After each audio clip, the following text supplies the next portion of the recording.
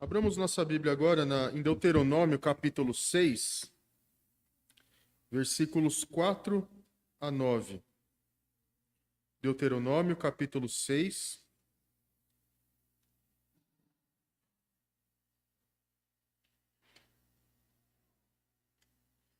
Deuteronômio 6, versículos 4 ao 9.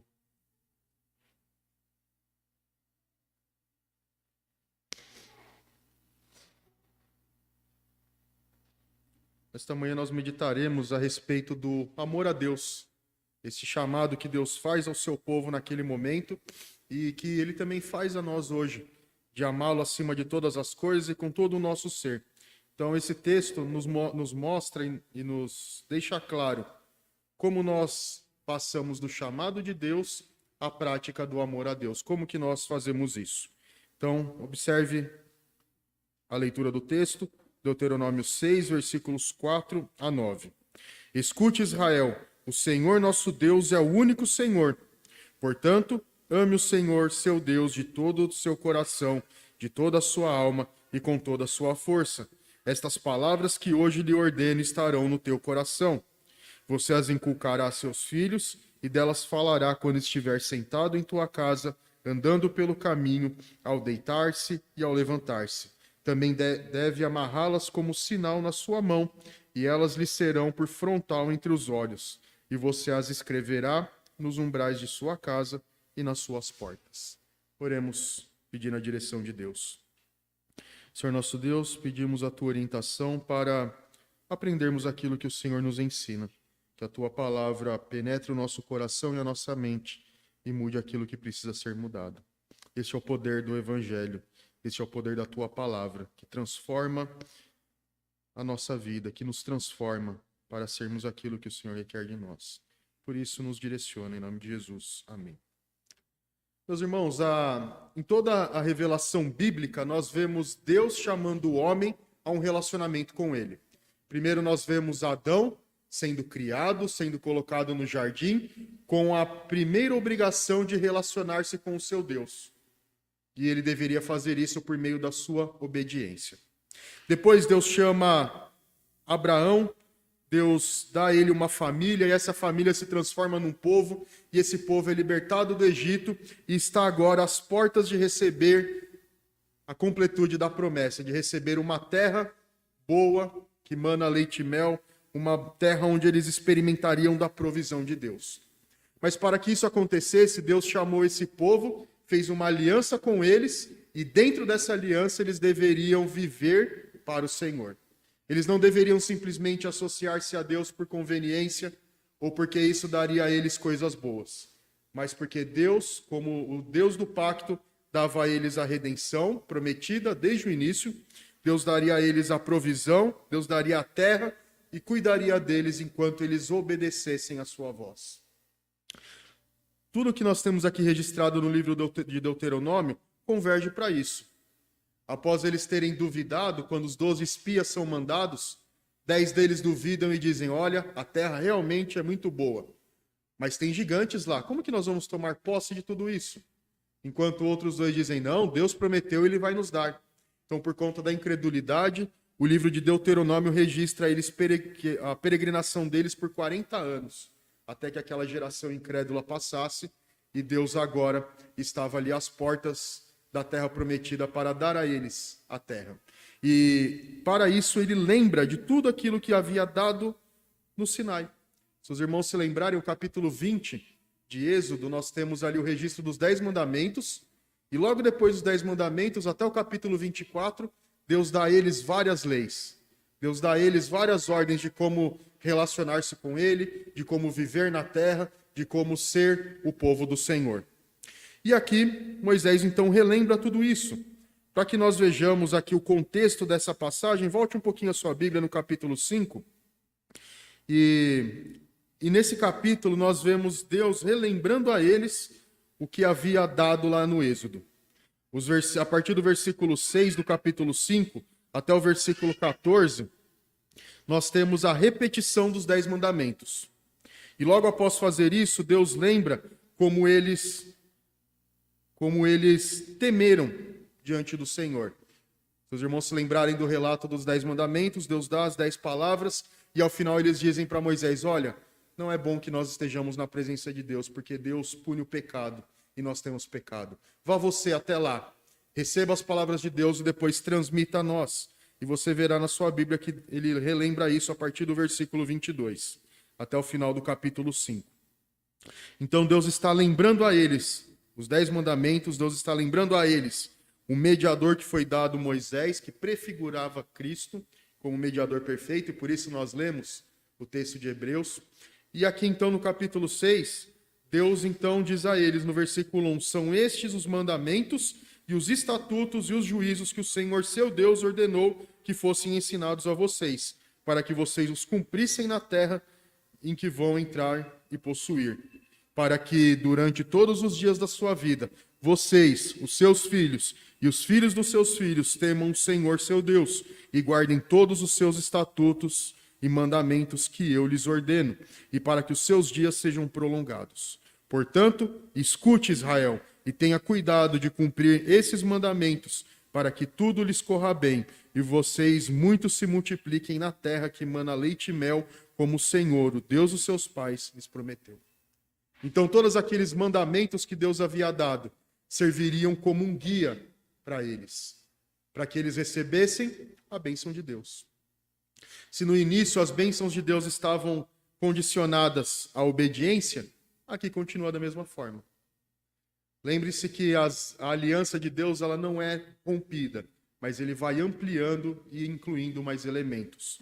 E aqui então ele concede a eles, ou lembra a eles, a aliança que havia sido feita e os mandamentos que haviam sido dados e como era necessário que eles vivessem por eles.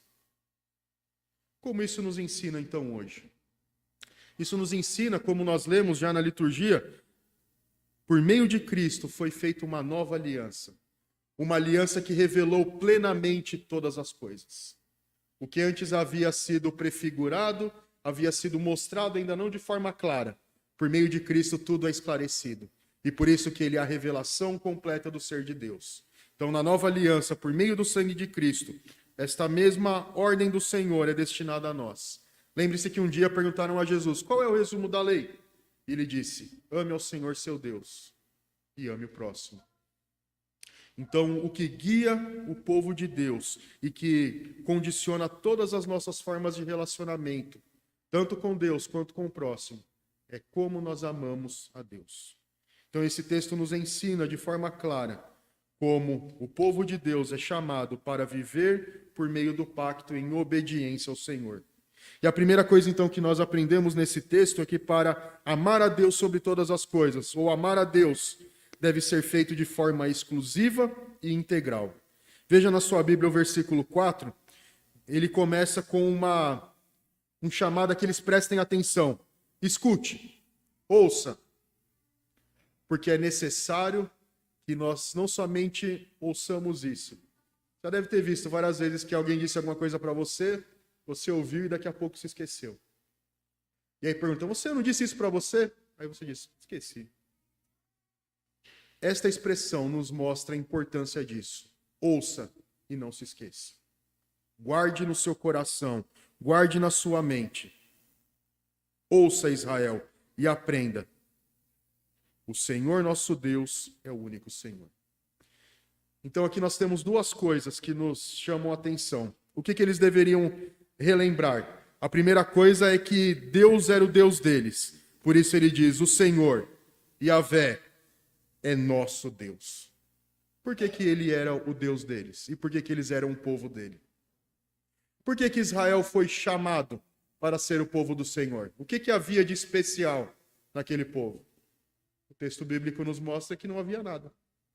Deus amou Jacó desde o início. Deus amou um povo e o chamou para ser o seu povo. E para isso ele se revelou desde o início a eles, os chamando, falando diretamente aos patriarcas, falando com Moisés, entregando os mandamentos, agora entregando a terra. Mas o quanto que eles conheciam de Deus até aqui? Eles não tinham a Bíblia toda. Moisés estava ainda registrando o Pentateuco. O que eles conheciam de Deus? Nós podemos observar no texto do Êxodo, que no capítulo 6, versículo 3, Deus diz ali: aparecia a Abraão, a Isaque e a Jacó como Deus Todo-Poderoso, mas pelo meu nome, o Senhor, e aqui é o Yahvé, não lhes fui conhecido. Yahvé era o Deus da aliança, era o nome conhecido para o Deus do pacto. E os judeus temiam repetir esse nome, tanto é que a pronúncia dele foi esquecida depois, porque eles temiam profanar o nome do Senhor. Mas o que ele quer dizer quando diz: pelo nome de Yahvé não fui conhecido? Será que eles não conheciam de fato o Senhor? Mas outro texto, em Êxodo 3,15, nós lemos o seguinte: assim você dirá aos filhos de Israel: o Senhor, também aqui Yahvé, o Deus dos seus pais, o Deus de Abraão, o Deus de Isaque, o Deus de Jacó me enviou a vocês. Este é o meu Deus, é o meu nome eternamente, e assim será lembrado de geração em geração. Então, o que significa? Um texto diz que eles conheciam o nome Yahvé, o outro diz que ele não foi conhecido por esse nome. Aqui, para nós entendermos esta situação, devemos lembrar o que havia acontecido até aqui. No começo do livro do Êxodo, Deus chama Moisés para libertar o povo. Eles estavam vivendo sob a opressão, sobre a tirania do Egito, e estavam sendo escravizados ali. E Deus havia dado a promessa de que daria para eles uma terra, seria o Deus deles, cuidaria deles. Então, o sentido que nós temos aqui para essa expressão é que eles ainda não haviam provado da libertação do Senhor. O que vai acontecer somente mais adiante, após as 10 pragas, após Deus demonstrar todo o seu poder, a sua força, diante dos deuses do Egito, diante do próprio faraó. Então eles aprendem, por experiência, quem é o Deus libertador, o que é a libertação de Deus. Então, quando ele diz que não foi conhecido por esse nome, é que Deus se mostrou o libertador na oração. Por isso que é tão importante no Antigo Testamento este evento, porque por meio do Êxodo, Deus mostrou o seu poder, a sua glória, a sua grandeza. E mostrou-se o libertador, o Deus do pacto que cumpre as suas promessas. Então, assim, eles aprenderam por experiência, aprenderam na prática a libertação. Não era mais apenas um conceito que eles ouviram e não sabiam o que significava direito, mas agora eles viram e entenderam o que era a libertação. Eles puderam provar disso tudo. E por isso, então, aquele Deus que chamou eles e que diz que seria o Deus deles, e eles seriam o seu povo, mostrou todo o seu amor por meio do seu poder e da sua glória. E também o texto nos lembra que não somente Deus agiu nesse propósito, Deus não somente os libertou, mas também, por natureza e por demonstração, ele se mostra único. Aqui nós temos a expressão único Senhor, ou então também poderia ser traduzido como o Senhor é um. Por que isso era importante para eles lembrarem? Lembrem-se que eles estavam entrando na terra de Canaã, que adorava vários deuses. Baal, Mote e outras divindades como Moloque. E assim, eles estariam expostos constantemente a isso. E depois eles vão cair nesse pecado da idolatria. Eles vão se esquecer que Deus é um. Eles vão se esquecer que não há outro Deus como Yahvé. E acabam adorando as outras divindades. E por isso, então, que Deus lembra, ali por meio de Moisés: o Senhor é Deus de vocês, ele chamou vocês e amou vocês, os libertou com mão poderosa. E ele é o único Senhor. Nenhum outro Deus pode fazer isso. Vocês ouvirão que divindades podem dar a chuva, podem dar o alimento, podem dar a vida, podem matar, podem dar a água, mas não se esqueçam de que nenhum deles é como Yahvé. Nenhum deles é como o Senhor. Então, tendo em mente que Deus é o Deus deles e é o único Senhor, diferente de todos os outros, que deu mostras tanto por meio da sua palavra, da sua revelação, quanto da sua obra. O versículo 5 diz: portanto, então, se ele é o único Senhor, é incomparável, se ele fez algo grandioso por vocês, amem a ele de todo o coração, de toda a sua alma e com toda a sua força. É importante nós lembrarmos que o Deus que opera, o Deus que age em nosso favor, foi Ele que veio em direção a nós. Nós nunca fomos em direção a Ele. Ele planejou desde o início a redenção. Ele planejou desde o início enviar o seu Filho e fez isso. Quando nós olhamos para a singularidade das obras de Deus, nós vemos que, de fato, nenhum Deus se compara a Ele. Por isso, então, o nosso amor deve ser devotado exclusivamente a Ele. Então, aqui nós não temos necessariamente uma distinção de coisas, mas tudo isso mostra que, integralmente, com todas as nossas faculdades, nós devemos amar o Senhor. Nós devemos amar a Ele com todo o nosso ser, devotar-nos a Ele completamente. Coração, alma, força, o ser integral voltado ao Senhor. Não pode haver um aspecto sequer da nossa vida com o qual nós não amemos a Ele, acima de todas as coisas. Não deve haver nada em nossa vida que nós valorizemos tanto que esteja na frente do Senhor. Em Êxodo também, no capítulo 19, capítulo anterior a quando ele profere as leis, no início do capítulo ele diz que chamava Israel para ser o seu povo particular, o seu povo peculiar, diferente dos outros povos. E para isso ele requeria o amor exclusivo do seu povo. Deus chama o seu povo para ser amado e para que esse povo o adore verdadeiramente. Por isso ele lhes dá um coração novo, para que eles amem exclusivamente ao Senhor. Para que eles não recorram a outras divindades no tempo da necessidade. Então, quando o Egito se levanta contra Israel posteriormente, quando a Síria aparece como grande inimigo, a Babilônia aparece, o que eles deveriam fazer? Lembrar-se do que Deus fez. Lembrar-se do poder e da grandiosidade do Senhor, relembrando o que Ele poderia fazer por eles. Relembrando, assim, o que Ele tinha feito e o que Ele poderia fazer. Então, quando Ele chama o povo para amá-lo acima de todas as coisas, amá-lo acima de tudo e com todo o seu ser, Ele não quer que nós tenhamos outras coisas acima dEle. Ele requer de nós a nossa devoção completa. Então pense com você, existe alguma coisa que ainda não está submetida ao Senhor? Tem alguma coisa que ainda você não abandonou porque pensa, olha, se eu não tiver isso, eu não posso ser feliz. Se eu não tiver esta coisa, não há forma nenhuma de eu estar satisfeito na minha vida e me alegrar. Se eu não atingir esse objetivo, eu falhei na minha vida. Se eu não tiver esta coisa, se eu chegar a determinada idade e ainda não tiver isso, eu não posso ser feliz e não posso estar satisfeito. Ou então, ao olhar para trás, tem alguma coisa ainda que você diz, olha, eu não conquistei isso na minha vida e por isso eu não sou feliz. Se existe alguma coisa dessa forma, abandone hoje mesmo, porque ela está acima de Deus.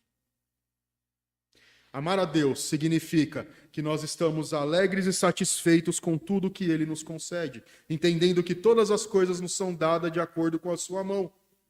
Ele nos dá aquilo que nós necessitamos. Então deixe tudo aquilo que está acima dele. Deixe tudo aquilo que está à frente dele. E ponha a sua satisfação e a sua alegria exclusivamente no Senhor. É por isso que o povo de Deus pode olhar para a frente e não para as circunstâncias. Porque se nós olharmos para as circunstâncias, nós ficaremos tristes, abatidos, frustrados. Mas se olhamos para o Senhor, nós entenderemos que Ele tem um propósito dele na nossa vida. Nós não entenderemos em alguns momentos. Outras vezes nós teremos a visão disso mais à frente. Mas a vontade do Senhor, ela é sempre boa, perfeita e agradável. Por isso, então, a primeira coisa que nós aprendemos aqui, nos versículos 4 e 5, é que Deus é o nosso Senhor e Ele é o único Senhor. Por isso, então, Ele requer de nós o amor exclusivo. E esse amor não parte de nós, mas vem dele mesmo. Nós amamos porque Ele nos amou primeiro. Então nós somos chamados a nos devotarmos completamente ao Senhor, não tendo nada acima dele, mas tendo cada aspecto da nossa vida, sonhos, mentes, vontades, desejos, todo o nosso ser. Nossas ações devem ser completamente colocadas aos pés do Senhor. E esse é o amor que Deus requer de nós. E conforme agora nós vemos na segunda parte, isso se demonstra por meio da obediência completa à sua lei. Versículo 6 a 9. Primeiro versículo 6 nos diz que estas palavras que hoje lhe ordeno estarão no teu coração. Então, como que nós demonstramos esse amor? Como que nós expressamos esse amor? A primeira forma que nós fazemos isso é conhecendo a palavra do Senhor. Então, esses mandamentos que eram relembrados e já haviam sido ensinados, deveriam estar no coração. A sede de toda a vontade e desejo do ser humano, aquilo que guia os seus passos. Tudo aquilo que te move, que te motiva, deve ser guiado pela palavra do Senhor. Então, quando nós olhamos para o Senhor, olhamos para a majestade das suas leis, nós vemos que elas são completamente distintas dos outros deuses, porque as leis do Senhor revelam o seu caráter. Quando nós lemos os códigos legais, lá em Êxodo 20 a 24, por exemplo, então Deuteronômio mais à frente aqui, os capítulos 12 a 27, nós vemos um Deus que revela o seu caráter por meio de ações práticas da vida, seja no culto, seja no cotidiano. Ele revela quem ele é. Por isso que ele quer então que nós obedeçamos os seus mandamentos, porque isso demonstrará o nosso amor. Aí aqui nós devemos pensar o seguinte: existe alguém que você ama e você faz de tudo para provocá-lo? Para mostrar o seu desprazer para ele? Para mostrar indiferença, desprezo? Provavelmente não. Então, quando Deus fala sobre um amor, acima de tudo, ele demonstra que esse amor é expresso pela obediência. Porque a obediência revelará um coração transformado, um coração que tem a ele de fato como único Senhor, e que nós o amamos tanto que não queremos ofendê-lo. Então, ter o mandamento do Senhor no coração revela o quanto nós amamos a ele, porque esse coração transformado pela palavra, cheio da palavra, nos direcionará para viver de acordo com a sua vontade. Nós não podemos viver uma vida que não seja uma demonstração de amor ao Senhor. Se estivermos fazendo isso, algo está errado e nós precisamos revisitar o coração, sondá-lo e ver o que há em nós. O versículo 7 nos ensina que se nós amamos tanto ao Senhor, o nosso desejo será de transmitir a sua palavra onde estivermos. Então veja que o versículo 7 ele diz: você as inculcará a seus filhos, e delas falará quando estiver sentado em sua casa, andando pelo caminho, ao deitar-se e ao levantar-se. E aqui então falando especificamente da criação de filhos, nós precisamos lembrar o seguinte: hoje nós temos um grande apreço e uma busca por poder e dinheiro. Então nós queremos dar o melhor para os nossos filhos. E isso não está errado em si. Mas observe que a primeira coisa que deve ser buscada aos nossos filhos deve ser o ensino do Senhor. Porque qual é o maior legado que nós podemos dar aos nossos filhos? Uma fé no Senhor. Um coração completamente voltado a Deus, curvado à sua vontade. Porque ainda que todas as coisas passem, nós amaremos o Senhor para sempre. Nós teremos ao Senhor cada dia da nossa vida. Então, qual é o maior legado que nós podemos transmitir aos nossos filhos? A palavra do Senhor. Então, para aqueles que têm a Deus no seu coração, que reconhecem a Ele como único Senhor e que o amam, desejarão com toda a sua força e com todo o seu desejo que seus filhos trilhem os mesmos caminhos, trilhem os caminhos do Senhor, amando a Deus a cada dia da sua vida, vivendo para o Senhor a cada momento da sua vida, lembrando que todas as outras coisas são condicionadas a isso. Buscar o primeiro lugar o reino, sabendo que tudo isso é adicionado. Nós podemos desejar e dar um bom estudo aos nossos filhos, podemos ajudá-lo para que eles tenham uma boa profissão, mas a primeira coisa que nós devemos buscar é que eles se tornem cristãos. Que eles se tornem filhos e filhas do Senhor.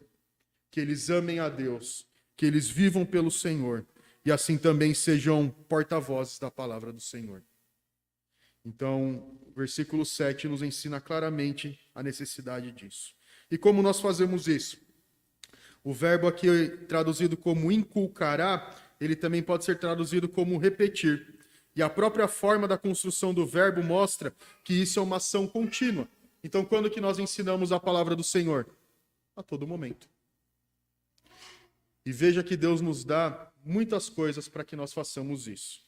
Por isso que depois aqui ele diz que isso deveria ser feito ao deitar, ao levantar, pelo caminho, em casa, porque em qualquer lugar há sempre uma oportunidade para falarmos a respeito de Deus. Mas o que acontece hoje? Quando nós vemos uma notícia de uma tragédia, a primeira coisa que nós fazemos é reclamar de alguma coisa. Quando nós deveríamos usar essas oportunidades para ensinarmos para os nossos filhos, olha, isso tudo é consequência do pecado. E um dia haverá um lugar onde nada disso acontecerá, em que dor, pranto não existirão mais. Quando nós estamos passeando por um parque, e nós vemos os animais, vemos as árvores, é o momento de ensinarmos aos nossos filhos. Olha como Deus criou tudo perfeito, como cada criatura é diferente umas das outras, cada uma com suas cores, com as suas formas. Quando nós estamos em nossa casa, nos relacionando com a nossa família, com amigos, também nós demonstramos como é viver para o Senhor nos relacionamentos. Por exemplo, quando você não quer atender o telefone e diz para a criança, olha, diga que eu não estou. O que você está ensinando? Você pode até ter dito para ela, olha, não minta nunca. Mas ela vai te ver mentindo. O que ela vai aprender? A mentir. Se ela ouvir da sua boca, olha, ame o próximo, e ela te vê constantemente irritada e reagindo de uma forma má com as outras pessoas, o que ela vai aprender? Fazer o mal. Então, por isso que o ensino da palavra do Senhor é a de que nós devemos aprender os mandamentos, e eles devem também guiar as nossas ações. Porque enquanto nós estivermos andando com os nossos filhos, ensinaremos a eles a respeito das grandezas do Senhor, falando e agindo. Então, por isso que todos os momentos são momentos de ensino da palavra, e nós devemos aproveitar cada um deles para ensinar a respeito do Senhor. E vivendo assim dessa forma, os versículos 8 e 9 nos mostram que todo lugar onde nós estivermos será influenciado pela obediência do Senhor. Então, seja na nossa individualidade, seja na comunidade ou na família, a palavra do Senhor será manifesta. Veja que o versículo 8 nos diz também, deve amarrá-las, os mandamentos, como sinal na sua mão, e elas lhe serão por frontal entre os olhos. E você as escreverá por umbrais na sua casa e nas suas portas. Os judeus entenderam esse texto de forma literal, e hoje eles continuam amarrando ao seu braço um pequeno papel com essas palavras, eles colocam objetos com pequenas partes dos mandamentos escritos. Mas o que o texto nos ensina? Ele está nos ensinando que a palavra do Senhor deve estar presente a todo momento na nossa vida. Na nossa mente, no nosso coração, deve estar nas nossas ações, deve estar nas nossas reações. A nossa casa deve ser uma casa que expressa as grandezas do Senhor. Então, isso influenciará tudo o que nós fazemos. Ter a palavra do Senhor no nosso coração e na nossa mente. E como prática de vida e como guia que nos faz agir e reagir como fazemos. Tudo isso mostrará o quanto nós estamos em obediência ao Senhor. Então, tanto na nossa vida particular, quanto a comunidade que estamos reunidos e como a nossa família espelharão como está a nossa obediência. Então, nisso nós podemos ver como nós temos amado a Deus dessa forma. Pense nessa semana, nas coisas que você possa ter feito, que não revelaram o amor do Senhor, que não ensinaram a respeito dos seus mandamentos. Porque nós vemos nesse texto que os mandamentos do Senhor devem estar no nosso coração, na nossa mente e devem influenciar cada uma das nossas atitudes. Portanto, o texto nos mostra que amar a Deus não é só proferir, olha, eu amo a Deus, eu vou na igreja, eu participo de programações. Mas amar a Deus é ter uma vida de obediência à sua palavra. Por isso que ela precisa estar no coração. Eu não posso viver de acordo com os mandamentos de Deus se eu não sei quais são eles. Eu não posso viver segundo os mandamentos de Deus se eu não amo a Deus. Eu não vou querer fazer o que alguém me manda se eu não o amo.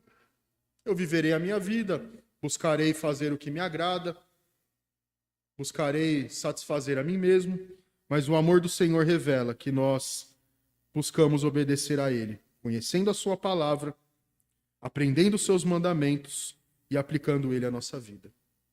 E também revelará o nosso amor por Ele, o quanto nós nos alegramos em transmitir isso às outras pessoas. O texto fala aqui que nós começamos fazendo isso com os nossos filhos, porque Deus nos chama para desenvolvermos uma família do Senhor. Por isso que o Salmo 78, por exemplo, nos diz ali que o que vimos e aprendemos não encobriremos aos nossos filhos, mas contaremos às futuras gerações das grandezas do Senhor. Nós aprendemos a respeito de Deus por meio do testemunho de pessoas do passado. Por isso que nós temos na palavra registrado vários momentos da história em que Deus agiu em favor do seu povo. Porque essas ações de Deus revelam quem Ele é. Mostram na prática a redenção. Mostram na prática um Deus que se dirige ao seu povo em amor e os liberta, os resgata.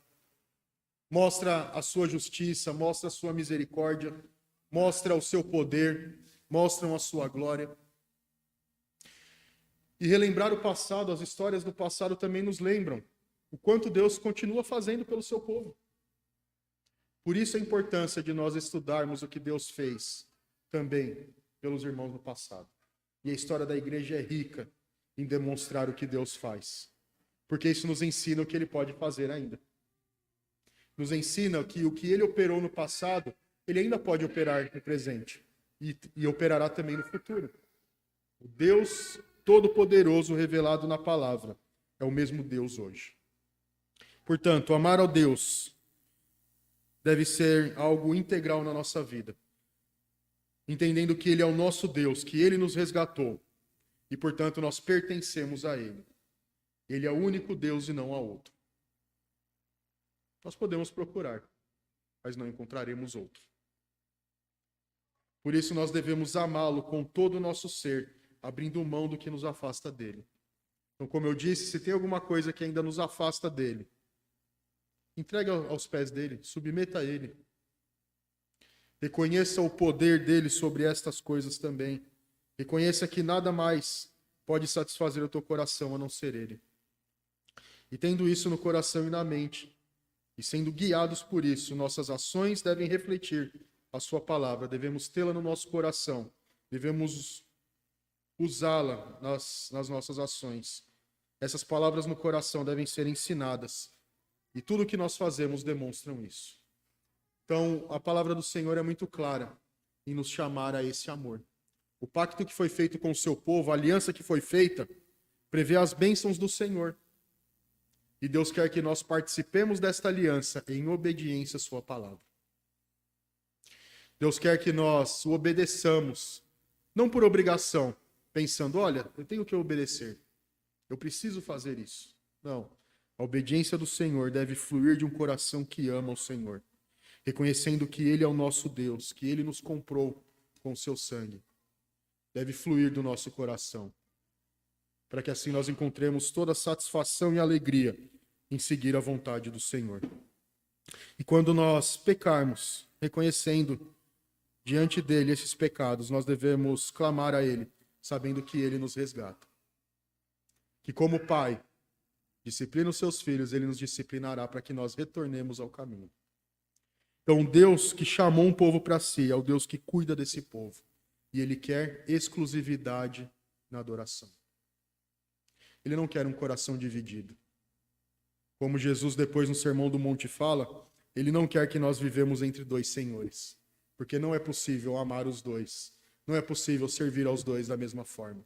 um deles vai ficar de lado. Deus quer que o seu povo ame e adore exclusivamente a Ele. Deus quer um povo que pertença a Ele e um povo que viva para Ele. E dessa forma, assim, nós somos chamados hoje também a viver dessa forma. Por isso que Jesus disse: amar a Deus sobre todas as coisas. É fundamental para que também nós amemos ao próximo. Que Ele nos ajude e nos direcione a viver assim, em amor a Ele, guiados pela Sua palavra, moldados pela palavra e direcionados por ela. E assim nós vivamos em obediência a Ele. Vamos orar.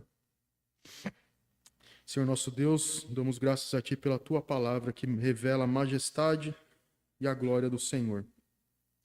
Que cada momento da nossa vida, Senhor, seja uma demonstração do nosso amor por Ti. Que nós possamos viver em obediência à Tua palavra. Tão satisfeitos e alegres nela, Senhor, que nada mais tira a nossa alegria.